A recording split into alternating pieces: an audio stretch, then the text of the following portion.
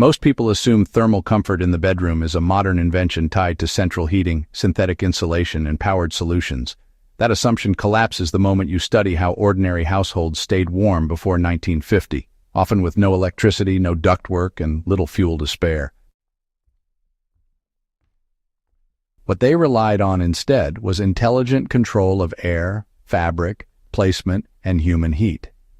These methods were not decorative or symbolic. They were survival practices, refined by necessity, and honestly, many of them outperform modern habits when energy is limited or unreliable. What follows is not a romantic look backward. It is a practical examination of bedroom insulation methods that worked because they addressed heat loss directly. These methods remain effective today because the physics behind them has not changed. Beds were treated as thermal systems, not furniture. Before the mid-20th century, the bed itself was considered the primary insulation device in the bedroom. Mattresses were often thinner, but they were layered with materials that trapped heat rather than dissipating it. Feather beds, wool pads, straw ticks, and later cotton batting were stacked intentionally to create thermal mass beneath the sleeper. The purpose was not really softness, but more about insulation from cold floors and drafts rising from below. This approach can still be applied, by placing a dense insulating layer directly under the sleeper. A wool mattress topper, a thick cotton futon, or even folded wool blankets placed beneath a fitted sheet. Well, these all recreate the same effect. The key is compression resistance. Materials that collapse entirely under body weight, well, they just lose insulation value. Wool and layered natural fibers, though, they retain loft even when compressed, which is why they were favored historically and why they still work now. One of the most misunderstood pre-1950 practices is the use of bed curtains and canopies. These were not, just decorative remnants of aristocratic taste. They were actually microclimate tools.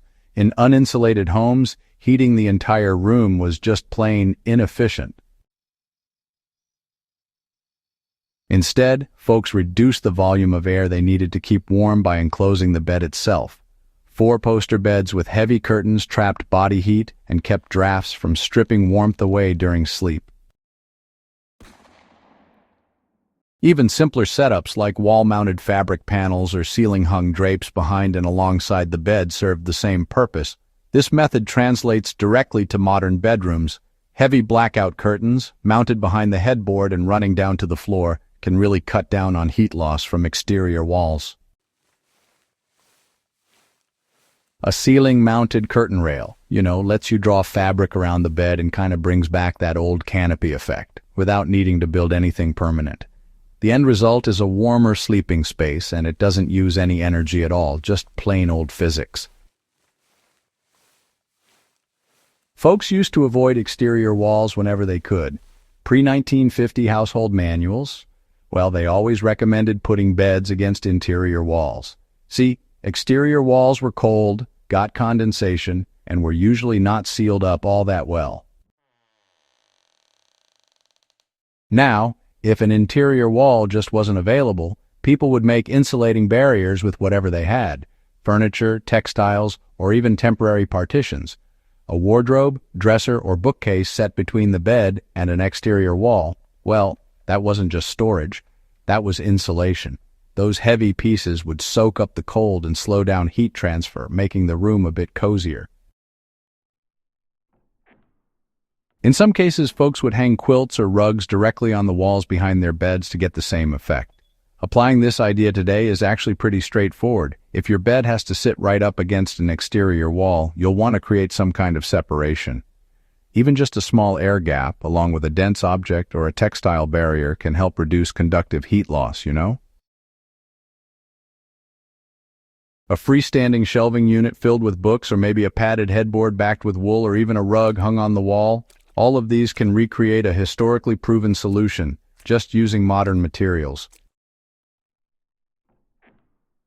Floors were always seen as major sources of heat loss. Cold floors honestly were a constant problem in homes built before 1950, especially if they were over crawl spaces or stone foundations. Bedrooms weren't usually carpeted wall to wall. Instead, folks would use multiple layers of rugs, often with felt or straw underlays underneath. The goal here, well, it wasn't really about comfort underfoot. What folks were after was insulation. You see, cold air tends to pool down near the floor, and losing heat through your feet can really make you feel colder than you actually are. These days, the solution is pretty straightforward, but honestly, it gets overlooked a lot.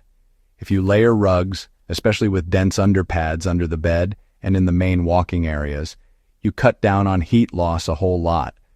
Even if you've already got carpet, putting a thick rug under the bed boosts the room's thermal performance, especially if you're dealing with a slab floor or an upper level that's not real well insulated.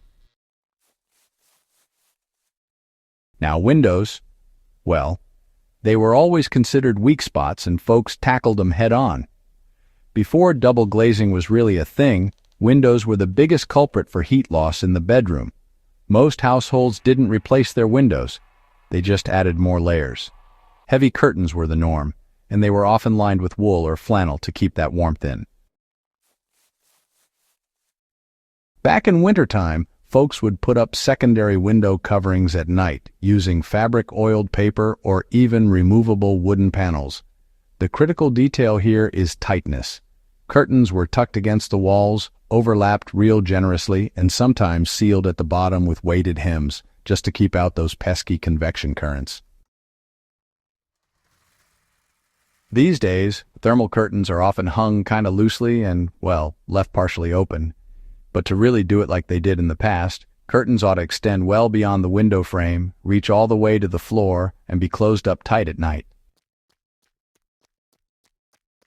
Adding a secondary interior window insert, even if it's just a temporary acrylic panel, pretty much brings back that old layered approach, but with a bit of modern clarity and durability. You know, one recurring theme in pre-1950 bedding was, well, generous width. Blankets and quilts were often oversized so they could be tucked tightly under the mattress. This simple trick prevented warm air from escaping and kept that cold air from sneaking in at the sides. These days, modern bedding has gradually shrunk, which really reduces its insulating effectiveness, but the historical fix still works just fine. Using a blanket or quilt that's one size larger than your mattress lets you tuck it in fully on all sides. Doing this creates a sealed pocket of warm air all around your body, so you don't need as many extra layers. This practice gets even better when you add a mattress topper that grips the bedding and keeps it from slipping around while you sleep. You know, head insulation during sleep was common and, well, pretty practical. Sleeping caps, scarves, or even hooded night garments were just normal in colder climates, all the way into the early 20th century. The head is honestly a major site of heat loss, especially in those old unheated bedrooms. Instead of trying to heat up the whole room, folks would just insulate the body directly.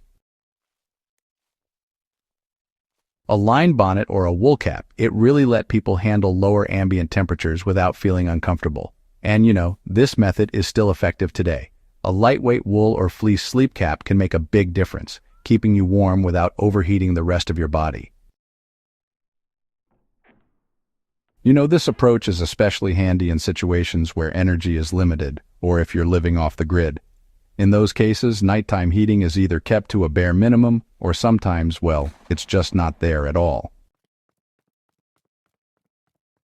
Ventilation was controlled, not eliminated. Contrary to what a lot of folks might think these days, bedrooms before 1950 weren't sealed up tight.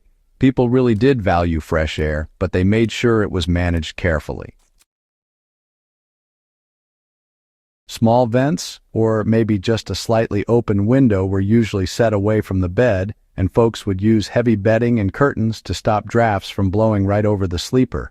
The lesson here, honestly, is all about balance.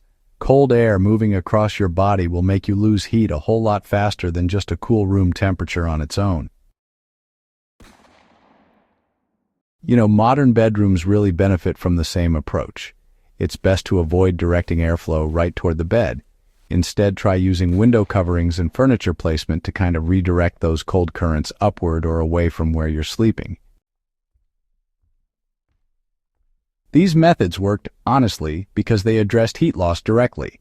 Every single practice described here, well, it shares a common principle. Heat was conserved at the human level rather than wasted on the entire room. Air movement was controlled. Surfaces that absorbed cold were buffered. Body heat was treated as a resource worth protecting. None of this requires technology. It requires attention. If you're serious about historical living, energy resilience, or preparedness, these methods deserve a place in your modern toolkit. They are proven, adaptable, and grounded in centuries of lived experience rather than theory. If this kind of historically grounded practical knowledge matters to you, subscribe to Warfield Prepper Chronicles, share this guide with others who value real history over modern shortcuts, and keep these skills alive by putting them to use.